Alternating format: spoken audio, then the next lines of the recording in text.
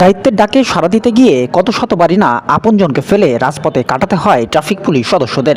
ইফতারের সময় যখন ঘরমুখী মানুষ প্রিয়জনের অপেক্ষায় অস্থির, তখনও শহরের ব্যস্ত মোড়ে ট্রাফিক সামলাতে দেখা যায় তাদের। সম্প্রতি পানির বোতল হাতে সিগন্যাল দিয়ে ইফতারের সময় পার করতে হয় ট্রাফিক পুলিশকে, শিরোনামে একটি ভিডিও প্রতিবেদন প্রকাশ করে সুবর্ণভূমি। গত 24 ফেব্রুয়ারি প্রকাশিত ওই ভিডিওটি সামাজিক যোগাযোগ মাধ্যমে ছড়িয়ে পড়ে। সড়কের শৃঙ্খলা ফেরাতে ট্রাফিক পুলিশের নিরলস পরিশ্রমের এই ভিডিও প্রতিবেদনটি সাধারণ মানুষের নজর কেড়েছে।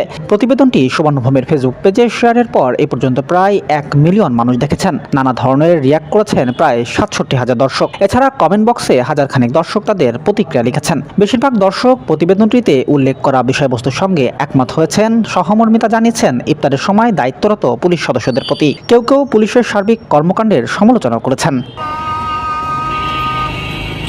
ট্রাফিক পুলিশ সদস্যদের দায়িত্বশীলতার কাহিনী দর্শকদের সামনে তুলে ধরতে পেরে সুবর্ণভূমি আনন্দিত, একই সাথে দর্শকদের প্রতিও কৃতজ্ঞ। প্রতিটি মন্তব্য ও রিয়াকশন দায়িত্ব পালনে সুবর্ণভূমিকে আরও উৎসাহিত করে। সুবর্ণভূমি কর্তৃপক্ষ বলছেন, এই ধরনের মানবিক গল্প আগামী দিনেও পাঠক দর্শকদের জন্য তুলে আনতে তারা বদ্ধপরিকর।